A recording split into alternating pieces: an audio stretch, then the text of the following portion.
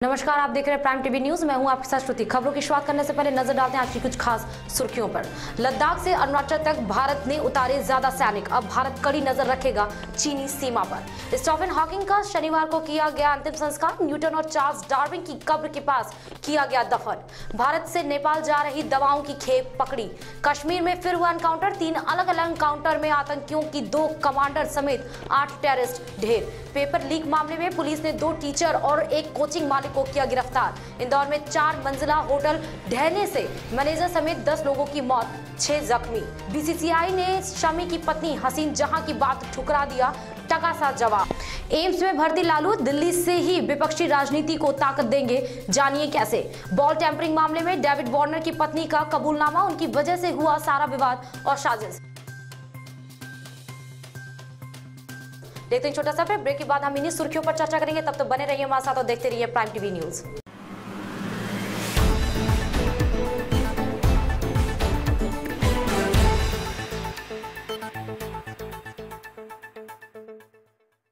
Break के बाद आपका स्वागत है। भारत और चीन का विवाद खत्म होने का नाम ही नहीं लेता।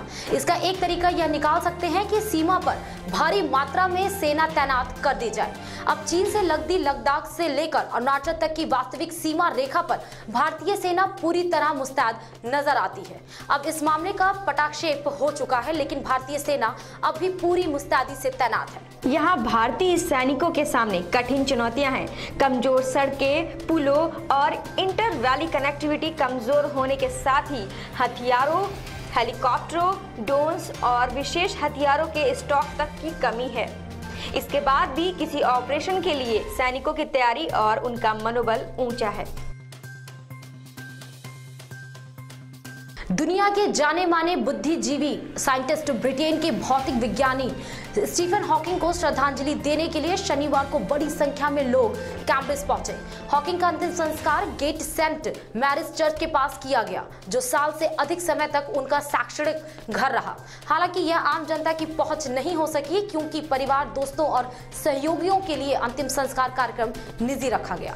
दुनिया की सबसे महान वैज्ञानिक में से एक और समय का संक्षिप्त इतिहास के लेखक ने 14 मार्च को 76 वर्ष की आयु में अपने कैम्ब्रिज स्थित घर में प्राण छोड़े।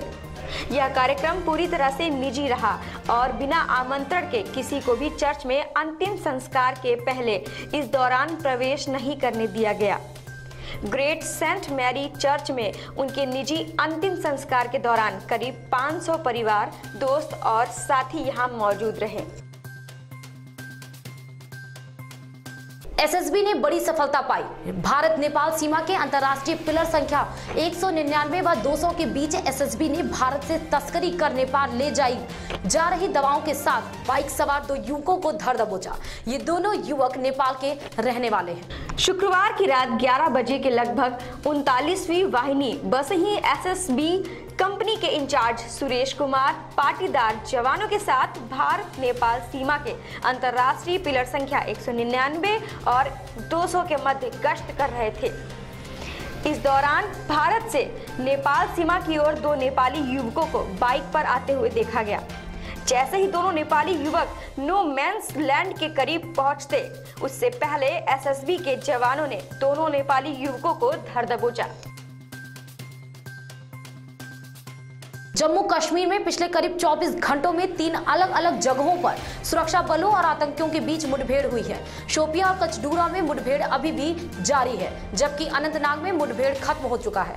अनंतनाग मुठभेड़ में एक आतंकी मारा गया है, जबकि दूसरा आतंकी गिरफ्तार किया गया है। वहीं शोपियां में मुठभेड़ और कचडूरा में एनकाउंटर अभी जारी है। एनकाउंटर में आतंकियों के 2 कमांडर समेत 8 आतंकियों को मार गिराया गया, जिनमें से 7 आतंकियों के शव बरामद कर लिए गए हैं। इस मुठभेड़ में ड्रागत गांव के पास से भी 2 जवान घायल हो गए हैं। सीबीएसई पेपर लीक पर लगातार पुलिस की तरफ से दबिश दी जा रही है और आरोपियों की धरपकड़ की जा रही है। इसी सिलसिले में दिल्ली पुलिस ने व्हाट्सएप ग्रुप पर सीबीएसई के प्रश्न पत्र को सर्कुलेट करने में शामिल संदिग्ध एक कोचिंग मालिक और 2 टीचर को गिरफ्तार किया है। दोनों टीचर दिल्ली के एक प्राइवेट स्कूल में पढ़ाते थे और उनकी पहचान ऋषभ और रोहित के तौर पर हुई है। वहीं पेपर लीक मामले में तीसरा आरोपी कोचिंग सेंटर का मालिक है, जिसकी पहचान तौकील के रूप में हुई। एक शीर्ष अधिकारी ने इस बात की पुष्टि करते हुए बताया कि पेपर को परीक्षा वाले दिन प्रिंटेड फॉर्म के रूप में सुबह 9 बजे लीक किया गया था। मध्य प्रदेश के इंदौर के सरवटे बस स्टैंड में केवल 20 सेकंड में एमएस होटल की 80 साल पुरानी इमारत गिर गई, जिसमें 10 लोगों की मौत हो गई जबकि कई लोग घायल हैं। घटना में निगम प्रशासन के साथ ही होटल मालिक की लापरवाही सामने आ रही है। निगम ने होटल को जर्जर घोषित किया हुआ था, इसके बावजूद ना तो इसे गिराया गया और ना ही इस पर ध्यान दिया गया। होटल को केवल 2 मंजिला बनाने की अनुमति थी, इसके बावजूद 4 मंजिला बना दिया गया। चौथी मंजिल पर काम चल रहा था। इराक के मोसुल में अगवा किए गए 39 भारतीयों की मौत की पुष्टि हो जाने के बाद से अब तक उनके अवशेषों को वतन नहीं लाया जा सका है। विदेश मंत्री सुषमा स्वराज ने 20 मार्च को संसद में लापता भारतीयों की मौत की जानकारी दी थी, जिसमें उन्होंने जल्द ही शव वापस लाने का भी आह्वान किया था। बता दें कि आज दोपहर में वीके सिंह का विमान उड़ान भर सका। इराक प्रशासन की तरफ से विमान लैंडिंग की अनुमति नहीं मिलने के कारण ये देरी हुई। हालांकि इराक रक्षा मंत्रालय से सुबह ग्रीन सिग्नल नहीं मिला, जिसके चलते उनके विशेष विमान ने देरी से उड़ान भरी। भारतीय क्रिकेट टीम के तेज गेंदबाज मोहम्मद शमी की जहां ने उन पर मैच फिक्सिंग समेत कई तरह के आरोप लगाए। अब इस मामले में ज्यादा कुछ नहीं होता देखकर हसीन जहां ने अपना अलग कदम बढ़ाया। हसीन ने इस मामले में हस्तक्षेप करने के लिए बीसीसीआई का दरवाजा खटखटाया है। हसीन ने बोर्ड के कार्यकारी अध्यक्ष सीके खन्ना से मुलाकात की और अनुरोध किया कि बीसीसीआई को इस मामले में हस्तक्षेप करना चाहिए। इस मुलाकात के बाद सीके खन्ना ने बताया कि हसीन ने मुझसे कहा कि मोहम्मद शमी पर दबाव बनाएं। इसके अलावा हसीन ने शमी पर लगाए मैच फिक्सिंग के आरोपों के लिए भी मीडिया को जिम्मेदार ठहराया है। एम्स में इलाज के लिए रांची से दिल्ली पहुंचे आरजेडी प्रमुख लालू प्रसाद से भाजपा विरोधी राजनीति को राष्ट्रीय स्तर पर नई ऊर्जा मिल सकती है। कांग्रेस से कन्नी काटकर तीसरे मोर्चे की कवायद में जुटी पश्चिम बंगाल की मुख्यमंत्री ममता बनर्जी की मंशा को लालू ने जिस तरीके से नजरअंदाज किया, उससे साफ है कि मिशन 2019 के लिए सोनिया और राहुल गांधी की सरपरस्ती से राजद को ऐतराज नहीं होगा। दिल्ली में 2 दिनों में 12 दलों के प्रमुख नेताओं से ममता से मुलाकात के अगले ही दिन लालू ने कांग्रेस के बगैर तीसरे मोर्चे के प्रस्ताव को खारिज करके जता दिया है कि विपक्षी एकजुटता के लिए वह किसी भी हद तक जाने के लिए तैयार हैं।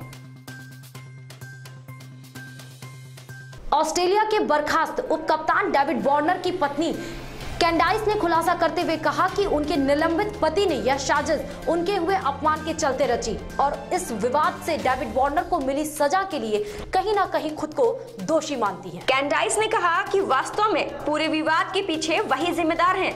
अगर उनके चलते भूमिका नहीं बनती तो यह विवाद नहीं होता।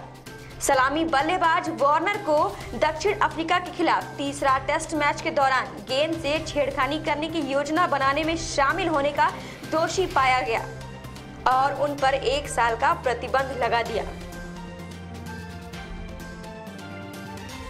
आज के बुलेटिन में बस इतना ही। आगे की खबरों के लिए हमारे साथ बने रहिए और देखते रहिए प्राइम टीवी न्यूज।